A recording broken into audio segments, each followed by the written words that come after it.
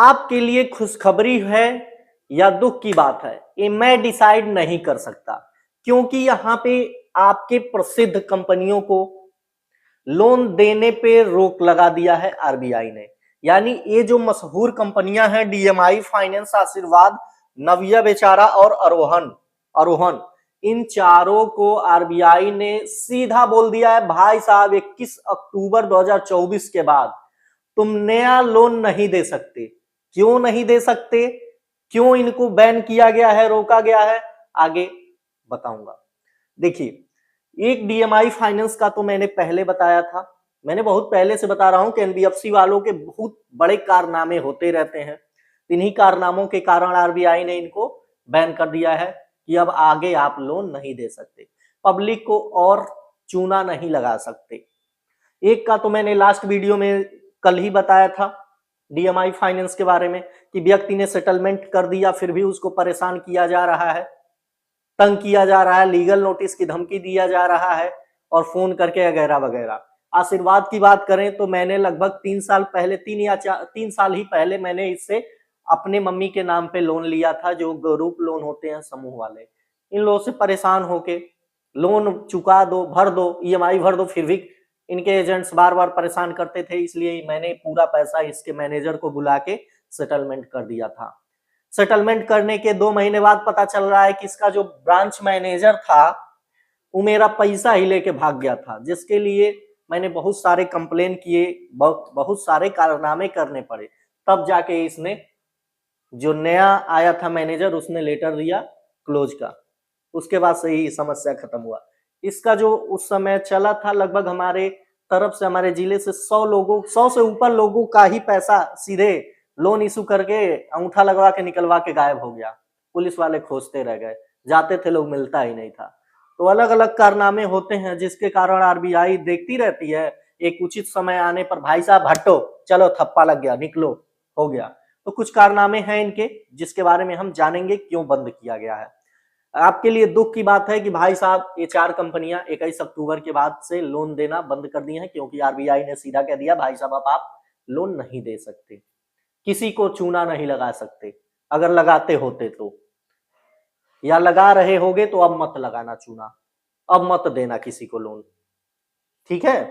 क्योंकि देखिए, आरबीआई का कहना है कि भाई साहब आप एक निश्चित उचित दर पे ब्याज ले सकते हैं, उससे ज्यादा नहीं ले सकते हैं। उसकी भी कुछ गाइडलाइंस है, टर्म एंड कंडीशन है कि इस कैटेगरी होने के बाद से ही आप उनको लोन दे सकते हैं। लेकिन यहां तो कुछ और ही चल रहा था। देखिए यहाँ पे आप क्या कीजिएगा, कुछ मत कीजिएगा, सीधे अपने फोन में खोल लीजिएगा DMI finance latest news by RBI. चलिए देखते हैं आरबीआई ने क्या कहा है, क्या न्यूज पूरा गूगल पे आ रहा है, कितने न्यूज हैं, क्या क्या है, पूरी चीज देखते हैं। आप अपने फोन में भी सर्च करके देख सकते हैं। चलिए देखते हैं। सुदखोरी थी सवारी, आरबीआई ने फ्लिपकार्ट के सचिन बंसल की नवी समेत इन पर चला दिया चाबुक धंधा। देखिए यहाँ पे, हमको तो पता ही नहीं था ये नावी ऐप फ्लिपकार्ट का मालिक भाई साहब चलाते हैं, हमको नहीं मालूम था। आपको मालूम था? पता नहीं। चलिए आगे देखते हैं।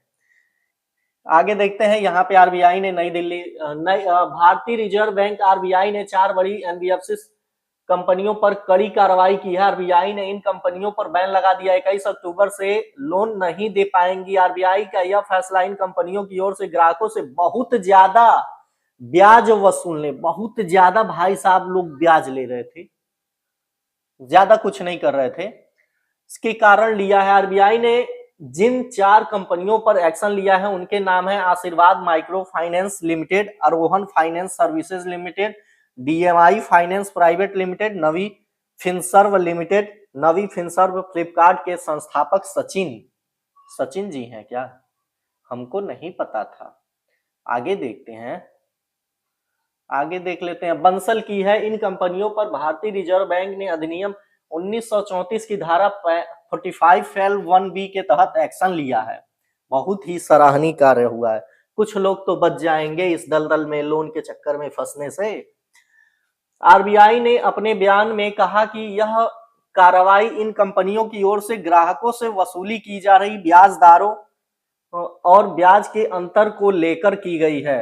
यानी आरबीआई कहता है कुछ और, ये लोग करते हैं कुछ और। भाई साहब हम लोग आरबीआई और सरकार के अंडर में रह के ही कुछ कर सकते हैं, ठीक है, उससे अलग आप भी जाने की कोशिश मत कीजिएगा। केंद्रीय बैंक ने इसे नियमों का उल्लंघन बताया है। आरबीआई ने अपने आदेश में क्या कहा? आरबीआई के मुताबिक ये कंपनियां 14 मार्च 2022 को जारी किए गए मास्टर डायरेक्शन भारतीय reserve bank micro finance loan के लिए नियामक ढांचा निर्देश 2022 और 19 अक्टूबर 2023 को जारी मास्टर डायरेक्शन भारतीय रिजर्व बैंक गैर बैंकिंग वित्तीय कंपनियों स्केल आधारित विनिमय इतना पालन नहीं कर रही थी। आरबीआई के अनुसार ये आरबीआई की ओर से जारी किए गए उचित व्यवहार संहिता के प्रावधानों के अनुरूप भी नहीं पाए गए हैं। आरबीआई ने जैसा बोला था, जैसा कहा था कि ऐसे ऐसे हमारा डायरेक्शन है, गाइडलाइंस है, इसके अंडर में रह के अगर आप देना चाहते हैं लोन तो अच्छी बात है, नहीं देना चाहते हैं तब भी अच्छी बात है। लेकिन भाई साहब ने तब एक्सेप्ट किया था टर्म एंड कंडीशन, जैसा ये लोग बताते हैं ना आपको, या आपने टर्म एंड कंडीशन पे साइन किया हुआ है, आपको लोन चुकाना ही चुकाना है, नहीं चुकाएंगे तो लीगल नोटिस देंगे, जेल कराएंगे, कुड़का कुड़की दुनिया भर के ये धारा वो धारा लीगल नोटिस भेजते हैं। तो इनके लिए भी इनके ऊपर कोई बाप बैठा हुआ है, आरबीआई के अंडर में काम करना है भाई साहब, उससे ऊपर चढ़ के बोल रहे हैं तो बोलो भैया। तो इनको आरबीआई ने कड़ा सबक सिखाया है, बहुत ही अच्छा हुआ है। इनको नए लोन देने पे थप्पा लग गया है, ठीक है। थोड़ा सा कुछ चीज होने में समय लगता है, इंतजार करना चाहिए, हर एक समस्या का हल होता है। तो आप बिल्कुल परेशान ना हो यदि लोन के दलदल में फंस चुके हैं, ठीक है। तो इन चारों कंपनियों पे क्या लग गया है भाई साहब? थप्पा, कि नया लोन नहीं दे सकते, गाइडलाइंस का पालन नहीं करोगे तो यही होगा। आगे कोई प्रॉब्लम हो तो पूछिए। धन्यवाद।